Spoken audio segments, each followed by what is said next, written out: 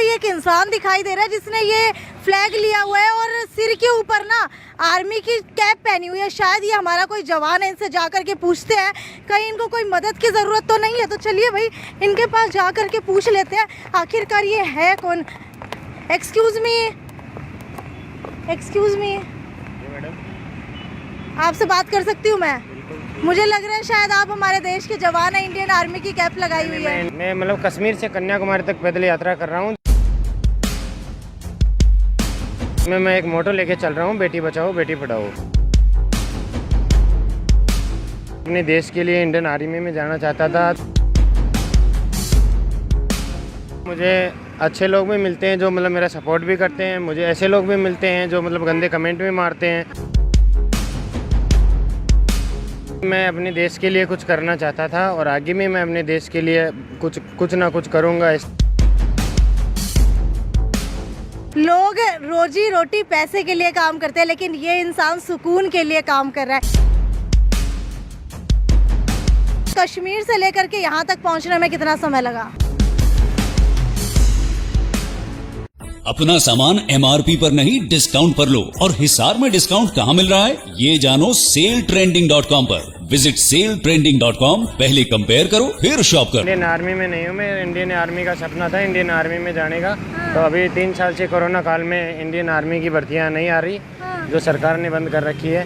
तो अभी आर्मी की भर्तियाँ आने के बाद मैं आर्मी की ज्वाइन करूँगा। तो अगर आप अभी तक आर्मी के अंदर भर्ती नहीं हुए तो ये इतना बड़ा झंडा, आर्मी की कैप और ये इतना बड़ा ये दिखा दीजिए भाई, ट्रैकिंग बैग लेकर के साथ में ब्रश और ये सारा सामान लेकर के कहाँ जा रहे हैं? मैं मतलब कश्मीर से कन्याकुमारी तक पैदल यात्रा कर रहा हूँ, जिसमें मैं एक मोटो लेके चल रहा हूँ, बेटी बचाओ बेटी पढ़ाओ। कश्मीर तू मैं कन्याकुमारी, गाना तो याद होगा ना, लेकिन आज इंसान भी देख लिया। कश्मीर तू मैं कन्याकुमारी। अच्छा ये बताओ कि नाम क्या है? मेरा नाम विक्रम जाट है, मैं सीकर जिले राजस्थान का रहने वाला हूँ। अच्छा तो एक बार पीछे की तरफ दिखा दीजिए भाई, ये देख लीजिए, solo Kashmir to Kanyakumari all by walking, बेटी बचाओ बेटी पढ़ाओ, विक्रम जाट सीकर। पैदल यात्रा 4000 किलोमीटर की तय कर रहे हो आप।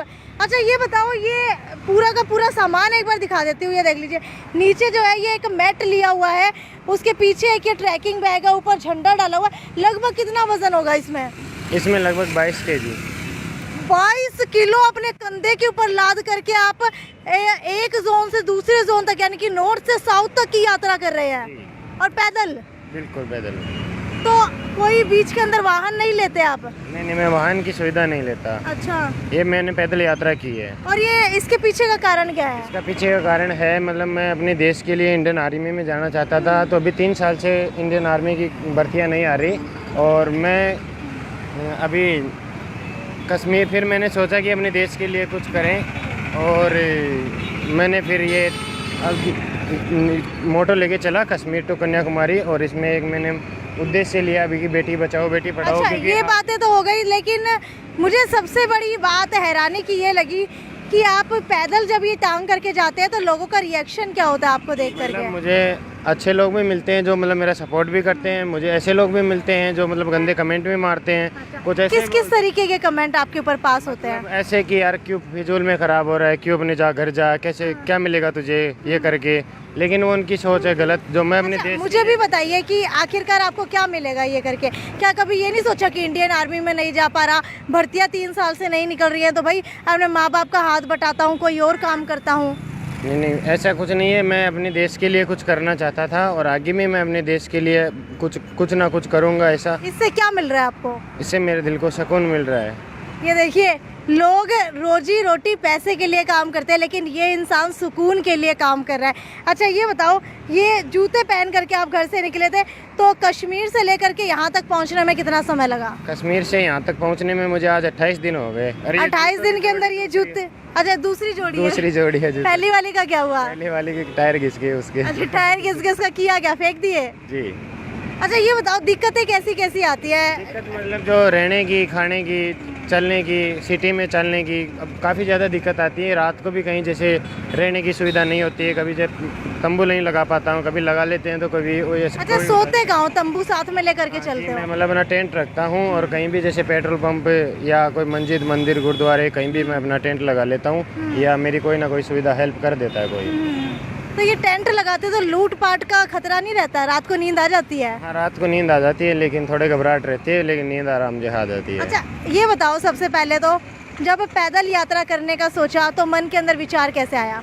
पैदल यात्रा करने का सोचा तो मतलब मैंने भी पहले कहीं देखा कि जो हमारे स्वामी विवेकानंद जी ने किया था कश्मीर टू कन्याकुमारी, वो भी पैदल, तो मैंने सोचा हम भी ऐसा कर सकते हैं। तो मैं कश्मीर टू कन्याकुमारी पैदल यात्रा के लिए सोचा, तो फिर मैंने अपने घर वालों को बताया कि मैं ऐसे ऐसे करना चाहता हूँ, तो घर वालों ने सख्त मना कर दिया कि नहीं नहीं ऐसा नहीं करना। फिर मैं इसके लिए 2 साल से अपने घर वालों के पीछे पड़ा रहा। अच्छा, कि मुझे ये करना है करना है करना है। तो मतलब अब भी मेरे घर वाले रोज़ कॉल करते हैं दिन में 10 बार की, मतलब जो हाईवे के किनारे चलता हूँ, कोई दुर्घटना कोई अनहोनी ना हो जाए, तो मतलब घर वालों को भी टेंशन अच्छा है। घर वाले कॉल करते हैं तो आप उठाते कैसे हैं? क्योंकि फ़ोन चार्ज करने के लिए तो आपको पॉइंट नहीं मिलता होगा। नहीं, मैं मतलब रात को जहाँ रुकता हूँ तो कहीं ना कहीं पॉइंट चार्ज कर लेता हूँ और अपना पावर बैंक अपने साथ में रखता हूँ। अच्छा तो अच्छा, कपड़ों की बात करूँ तो नहाते कहाँ हो? और ये ब्रश रखी हुई है, ये ब्रश करने की जगह कहाँ मिलती तो है? मतलब रास्ते में मिलते हैं ढाबे होटल कहीं भी, तो मैं उनसे इजाज़त लेके वहाँ नहा धो के फ्रेश होके फिर चल देता हूँ। अच्छा चलो, लड़कियों की बात तो अलग हो गई, लड़कों की बात करूँ तो दाढ़ी बहुत ज़्यादा बढ़ जाती है, तो शेव कैसे करते हो? शेव मतलब अभी मैंने 5-10 दिन पहले करवाया था, लेकिन ये वापस चाहिए तो घर की खेती है ना, रोज रोज हो जाती है। तो ये परेशान नहीं करती इतनी गर्मी में? ये पर गर्मी में से बचाती है, परेशान नहीं करती अच्छा। है जी। अच्छा और बताओ अपने बारे में कि कैसे जो है आप कश्मीर से लेकर यहाँ तक आए, कैसी कैसी दिक्कतें और आई? मेरे ख्याल से हाथ भी शायद आपके कटे हुए दिखाई दे रहे हैं। ये पानी से हैं, जो पानी अलग अलग स्टेट का पानी होता है ना, जिसे यूज करने में जो हाथों के जो चमड़ी उतरने लग जाती है। तो सूट नहीं करता पानी? पानी सूट नहीं करता, लेकिन हमें सूट करना पड़ता है। अच्छा हमें सूट करना पड़ता है। ये बताओ पैसे कहाँ से आते हैं? क्योंकि काम धंधा कुछ कर नहीं रहे हो, घर से 2 साल बाद परमिशन मिली है, और मेरे ख्याल से आने के लिए पेट भरने के लिए रोटी चाहिए होती है, तो खाने के लिए पैसे कहाँ से आते हैं? ये मतलब मेरे पापा जी हैं जो मतलब मैनेज करके मुझे पैसे देते हैं, और जो मतलब अब हमारा कारोबार है कृषि का, तो मतलब उनसे मैनेज हो जाता है, वो कर देते हैं। अच्छा खेती करते हैं पापा? और किस किस चीज़ की खेती करते हैं? हमारे होते हैं मूंगफली, जौ, गेहूँ, सरसा, चना, ऐसे। अच्छा जी।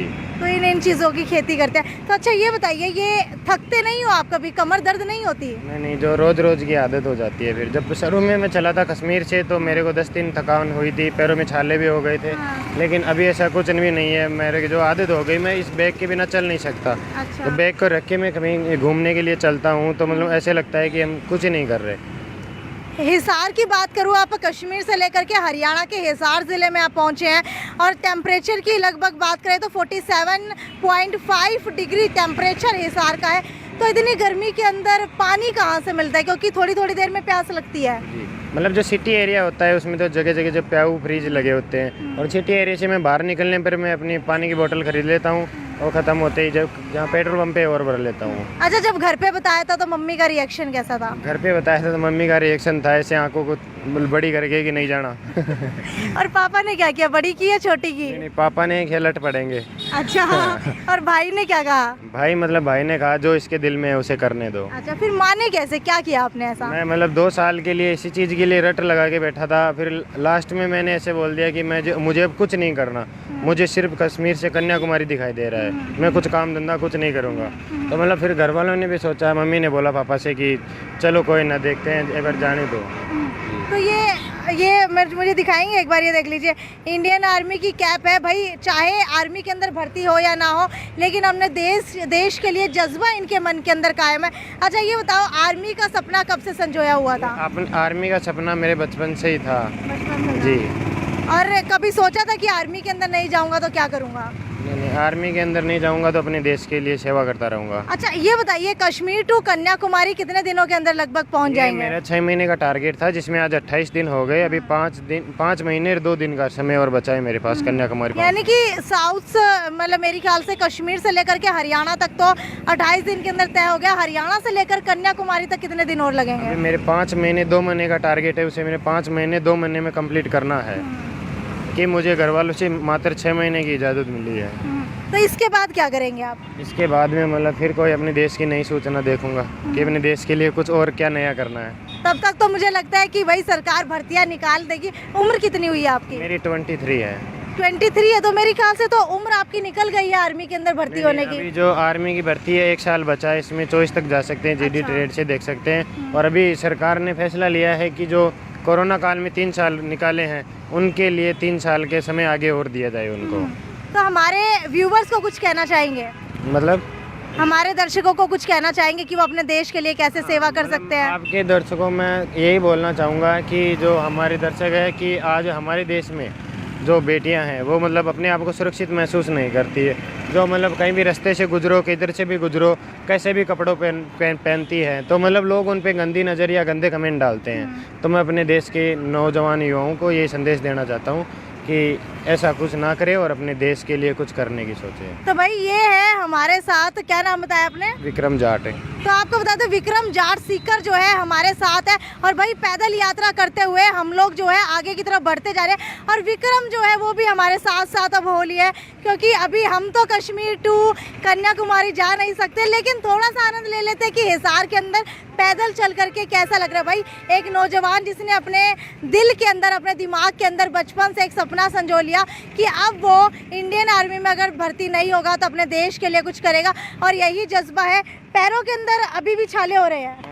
पैरों के अंदर छाले होते हैं, लेकिन मैं एडजस्ट कर लेता हूँ। ये देख लीजिए कितने सारा ज़्यादा छाले, और हाथ के, एक बार हाथ दिखा दीजिए अपने, ये देख लीजिए हाथ एक बार दिखाना चाहूँगी, और ये देखिए इस तरीके से जो है बिल्कुल कट गए हैं हाथ, क्योंकि पानी सूट नहीं कर रहा। तो वीडियो को ज़्यादा से ज़्यादा शेयर कर दीजिए, क्योंकि ये तस्वीरें आपको दिखा रही हूँ solo Kashmir to Kanyakumari all by walking, बेटी बचाओ बेटी पढ़ाओ विक्रम जाट सीकर, जो कश्मीर से लेकर कन्याकुमारी तक अकेले निकल पड़े हैं, पीठ के ऊपर जो है बहुत भारी बैग लेकर के, साथ ही साथ जो है 22 किलो के बैग के साथ एक झंडा भी लिया हुआ है।